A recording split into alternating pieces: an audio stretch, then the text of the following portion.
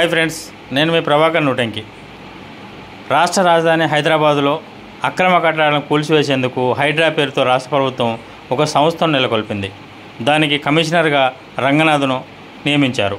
అయితే హైదరాబాదులో జరుగుతున్న అక్రమ కట్టడాల కూల్చివేతలతో పాటు ఇతర జిల్లాల్లో కూడా కూల్చివేతలు జరుగుతాయా, హైడ్రా ఎలాంటి వర్క్ చేస్తుందనే విషయాన్ని కమిషనర్ రంగనాథ్ గారు మీడియా సమావేశం ఏర్పాటు చేసి చెప్తున్నారు. ఇప్పుడు ఆ మీడియా సమావేశాన్ని మనం చూద్దాం. సో నేను ఫస్ట్ మనందరి కొన్ని బేసిక్స్ అంటే దీని ఉపోద్ఘాతంలో భాగంగా రాజ్యాంగంలో ఆర్టికల్ 21 అని ఉంటుంది. రైట్ టు లైఫ్ అంటే జీవించేదానికి హక్కు, అది ప్రాథమిక హక్కు అనమాట.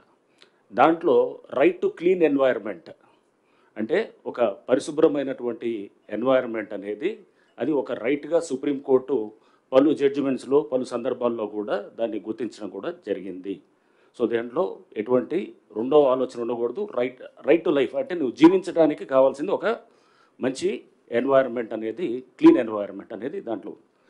నెక్స్ట్ ఇంతే కాకుండా మనం చూస్తే కనుక అంటే ప్రాథమిక హక్కుల్లో ఇప్పుడు ఆర్టికల్ 21తో పాటు ఫండమెంటల్ డ్యూటీస్ అంటే మన ప్రాథమిక విధులు కూడా రాజ్యాంగంలో పొందుపరిచి ఉన్నాయి. దాంట్లో కూడా చాలా స్పష్టంగా ఆర్టికల్ 51A మనకి రెండు ప్రొవిజన్స్ ఉంటాయన్నమాట. ఒకటి 51A జీలో ఏంటంటే దాంట్లో మన అందరం కూడా సిటిజన్స్ ఆఫ్ ద కంట్రీగా మన ఎన్వైర్న్మెంట్ని అంటే మనం it is the duty of all the citizens to protect the environment అనేది చాలా స్పష్టంగా 51AGలో రాజ్యాంగంలో పొందుపరుచున్నాయన్నమాట. నెక్స్ట్ అట్లనే 51AI దాంట్లో కూడా చాలా స్పష్టంగా రాజ్యాంగంలో మన పబ్లిక్ ప్రాపర్టీస్ అంటే ఏదైతే ప్రజల ఆస్తులు ఉన్నాయో ఆ ప్రజల ఆస్తులన్నింటినీ కూడా మనం కాపాడాల్సిన బాధ్యత మన సిటిజన్స్ అందరి మీద ఉన్నాయని కూడా చాలా స్పష్టంగా రాజ్యాంగంలో కూడా చెప్పడం జరిగింది. సో ఇవన్నిట్లో కూడా ఈ క్రమంలో మీ అందరికీ తెలుసు హైడ్రా అనేది దీని యొక్క ఫంక్షన్స్లో ప్రధానంగా డిజాస్టర్ మేనేజ్మెంట్ ఒకటి ఉంటుంది, రెండోది అసెట్ ప్రొటెక్షన్ ఉంటుంది. డిజాస్టర్ మేనేజ్మెంట్, అసెట్ ప్రొటెక్షన్ రెండు కూడా దాన్ని వేరువేరుగా చూడాల్సిన అంశాలు కాదు, రెండు కూడా ఇంటర్లింక్డ్ కాన్సెప్ట్సే. అంటే డిజాస్టర్ మేనేజ్మెంట్ అంటే విపత్తు నిర్వహణ, నెక్స్ట్ అసెట్ ప్రొటెక్షన్ అంటే ఆస్తుల పరిరక్షణ. అంటే ఆస్తులు అంటే ప్రభుత్వ ఆస్తుల పరిరక్షణ. సో ప్రభుత్వ ఆస్తుల పరిరక్షణ అంటే కనుక మనందరిది అనమాట. ఒక చెరువు, ఒక నాలా, లేకపోతే ఒక పబ్లిక్ ల్యాండ్, అది గవర్నమెంట్ ల్యాండ్, ఆర్ ఒక పార్కు, ఆర్ లేఅవుట్లో ఓపెన్ స్పేసెస్ ఉంటాయి. ఆ లేఅవుట్లో ఓపెన్ స్పేస్ ఒక లైబ్రరీ కోసం, లేదా ఒక జిమ్ కోసం, లేదా ఒక క్లబ్ హౌస్ కోసం కేటాయించిన దాన్ని అసోసియేషన్ వాళ్ళు ఎవరో దాన్ని అమ్మటం చేస్తే కనుక దాన్ని కూడా పరిరక్షించే బాధ్యత కూడా హైడ్రాకి చాలా స్పష్టంగా ఇవ్వటం జరిగిందనమాట. ఇంతేకాకుండా ఇది మనకి అంటే ఇవన్నీ కూడా జీవోలో చాలా స్పష్టంగా మెన్షన్ చేయడం కూడా జరిగింది.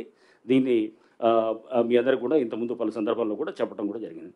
అయితే ఈ మధ్య అంటే మనం ఎందుకంటే ఈ సోషల్ మీడియాలో అంటే మెయిన్ స్ట్రీమ్ మీడియా ఎప్పుడు కూడా వాళ్ళ నుంచి పెద్ద సమస్య ఏమీ అనిపించలేదు కానీ బట్ సోషల్ మీడియాలో చాలా సందర్భాల్లో కూడా హైడ్రా పైన తీవ్ర వ్యతిరేకత, లేకపోతే హైడ్రా యొక్క దీన్ని అంటే చాలామంది హైడ్రా బాధితులు ఉన్నారు అని చెప్పేసి కూడా ఈ విధంగా కూడా మనం చూస్తూ ఉన్నాం అన్నమాట. హైడ్రా బాధితులు అంటే కనుక మనం చూడాల్సింది ఆల్బర్ట్ ఐన్స్టైన్ ఒక ఫేమస్ కొటేషన్ ఉంటుంది అనమాట.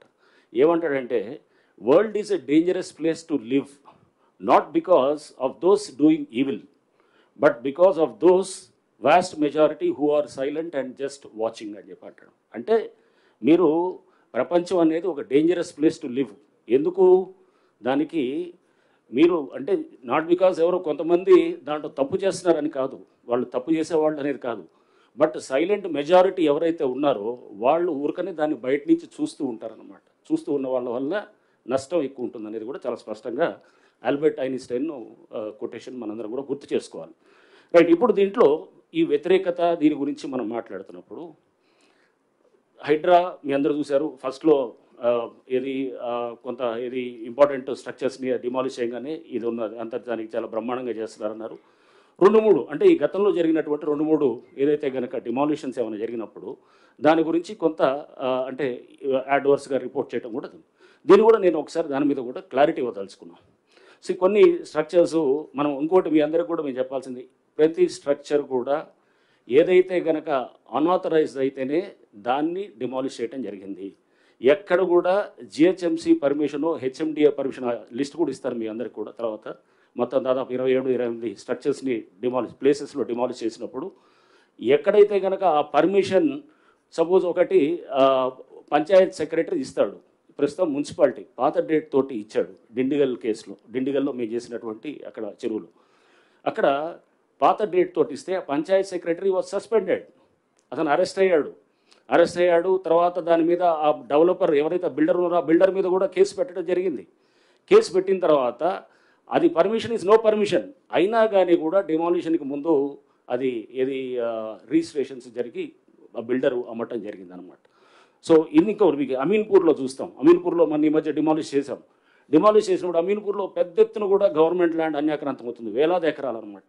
ప్రతి వాళ్ళు వేరే సర్వే నెంబర్ తీసుకొని వచ్చేసి ఈ సర్వే నెంబర్ వీళ్ళు ఉన్న సర్వే నెంబర్ ఏమో వేరుంటుంది, వేరే నెంబర్ ఏమో అదేదో ప్రైవేట్ ల్యాండ్ చూపిస్తారు, కట్టేదేమో ప్రభుత్వ ల్యాండు, వేలాది ఎకరాలు అక్కడ మొత్తం అన్యాక్రాంతం ఆక్రమించుకోవడం జరుగుతుంది. అక్కడ స్థానికంగా పలుకుబడి ఉన్నవాళ్ళు అది అన్ని విధాలుగా కూడా దాన్ని సిస్టమ్స్ని మేనేజ్ చేసుకుంటూ చేస్తున్న దాంట్లో వాటిల్ని కూడా మేము మన డిమాలిష్ చేసాము. సో ఉదాహరణకి ఒక హాస్పిటల్, మన డిమాలిష్ చేసినటువంటి హాస్పిటల్ మీరు చూస్తే కనుక పోయిన సంవత్సరం అది ఆల్రెడీ ఒకసారి డిమాలిష్ అయిన తర్వాత ఫస్ట్ ఫ్లోర్ దాకా కడితే మళ్ళా కట్టడం మొదలెడితే స్లాబ్స్ అయినా ఆపకుండా మళ్ళీ మూడోసారి కూడా వాళ్ళు చేసినప్పుడు దానికి ఇది పవర్ కనెక్షను అది కరెంట్ కనెక్షను డిస్కనెక్ట్ చేయమని చెప్పి కూడా రాసిన తర్వాత వాళ్ళు కోర్టుకు వెళ్ళి మళ్ళీ తీసుకొని వచ్చేసి మొన్న డిమాలిష్ చేసామన్నమాట. దాంట్లో ఎటువంటి హాస్పిటల్ ఏమీ లేదు. ముందు రోజు మేము వెళ్ళి చేసినప్పుడు అక్కడ హాస్పిటల్ లేదు, ఏమీ లేదు. అవన్నీ కూడా వీడియో రికార్డు కూడా చేయటం జరిగింది. అక్కడ బయటికి అది దాన్ని ఒక హాస్పిటల్లో దాంట్లో పేషెంట్స్ ఉన్నారనే విధంగా దాన్ని బయటికి ప్రొజెక్ట్ చేస్తూ దాని వెనకాల మీ అందరూ కూడా మీరు చూడాల్సింది ఏంటంటే ఇవన్నీ చేసేది మామూలు వాడు చేయడు.